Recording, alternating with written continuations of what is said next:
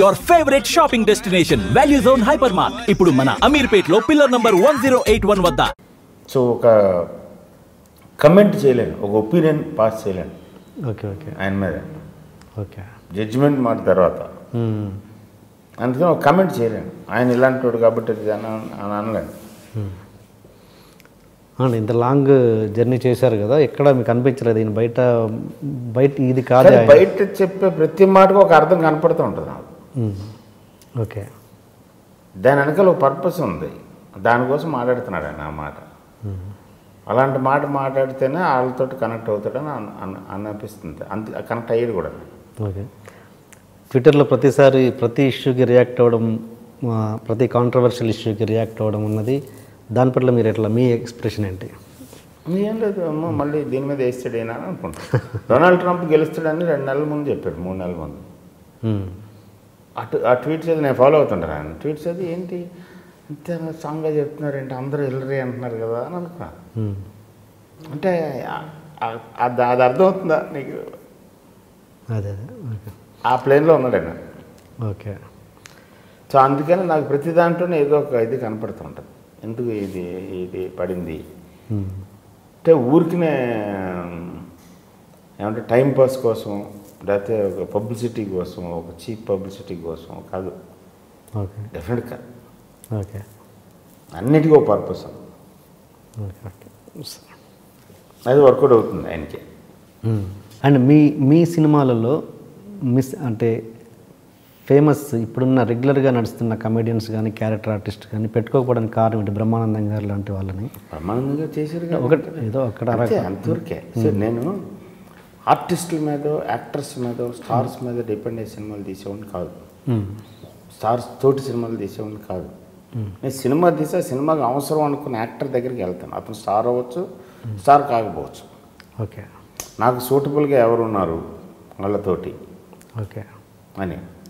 So అందుకని బహుశా అది ఈ సినిమాకి సెట్ ఈ బ్యాచ్ అందరూ ఉండాలి అని ఉండదు. కథలో ఈ క్యారెక్టర్స్ ఇవి ఉన్నాయి, దీనికి ఎవరెవరు సరిపోతారు కరెక్ట్గా ఓకే అనే దాని మీద ఉంటుంది. వాళ్ళు ఎప్పుడు అదే ఫాలో అవుతుంది. వాళ్ళు ఎప్పుడు మిమ్మల్ని అడగడం జరగదా? అడుగుతారు కనపడలా, చెప్తా ఉంటాను ఏదోటి మామూలే. ఇప్పుడు గులాబీ సినిమా ఉంది, జీవా కంటే గొప్పగా ఎవరు ఉంటారు ఆ సినిమాలో? ఇంపాసిబుల్. మరి అప్పుడు ఏం చేస్తాం? మన ఇమాజినేషన్ అలా ఉన్నప్పుడు కంపల్సరీ దాన్ని తగ్గ ఉన్న ఎత్తుక్కుంటాను, దగ్గరగా ఉన్నాం. అంటే ఈ ఆర్టిస్టులకి డైరెక్టర్లకి మధ్య చిన్న చిన్న విభేదాలు రావడం, సపోజ్ మీకు కోట గారితో వచ్చినట్టుగా ప్రకాష్ రాజ్కి సీను వైట్ల గారికి ఆ మధ్య వచ్చింది, ఇలాంటివి అంటే ఎందుకు వచ్చినా కూడా లోపలనే ఎందుకు సర్దుకోకుండా? బేసిక్గా మీరు ఇందాక మనం ఫస్ట్ దీని మీటింగ్ ముందు మాట్లాడుకున్నట్టుగా సినిమా మీద ఫోకస్ ఎక్కువ ఉంది, కాన్సన్ట్రేషన్ ఎక్కువ ఉంది. It's a public property. The whole industry and films are public property, or at least people think so. And ఆ ఫ్యాసినేషను, ఆ గ్లామరు, ఆ ఫోకస్, కాన్సన్ట్రేషను, క్యూరియాసిటీ అందరికీ ఉంది కాబట్టి అక్కడ జరుగుతున్న ప్రతి విషయం మ్యాగ్నిఫైగా కనపడుతుంది. ఇది first thing. Second thing, with in this is an industry which manufactures, sells and buys emotions. So it's a industry of emotions. ఆ ఎమోషన్స్ డీల్ చేయడానికి ఫిజికల్ స్కిల్ కంటే కూడా emotional skill, emotional attachment, emotional connection ఉండాలి. So ఆటోమేటిక్గా ఒక sensitivity develop అవుతుంది. Whoever is that, it's not just actors, whoever is in the film field, there all to be like little more sensitive than the regular people. అప్పుడే ఆ drive వస్తుంది. So వాళ్ళ దగ్గర ఎమోషన్స్తో పాటు మిగతా అవి కూడా డెవలప్ అయిపోతాయి వాళ్ళ సంస్కారాన్ని బట్టి. అంటే ఒక్కసారి సక్సెస్ రాగానే ఇది నా వల్లే వచ్చింది, నేనే దీనికి రీజను, నాకే సక్సెస్, నేను చాలా గొప్పవాడిని, నన్ను వీళ్ళందరూ గౌరవించాలి, నా కింద వీళ్ళందరూ పడి ఉండాలి, నాతో పని చేయాలి, నేను చెప్పినట్టే వినాలి, ఈ డెవలప్ అయిపోతాయి.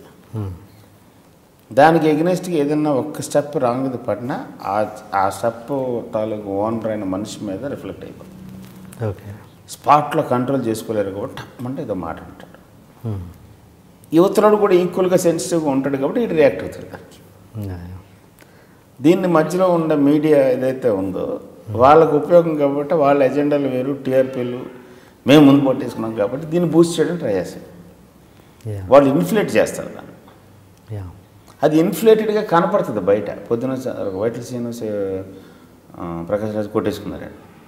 కట్ చేస్తే 1 month తర్వాత ప్రకాష్ రాజ్ బర్త్డేలో వాళ్ళిద్దరు హక్ చేసుకున్నారు. అది ఎవడు రాయడు, because that is not interested. అది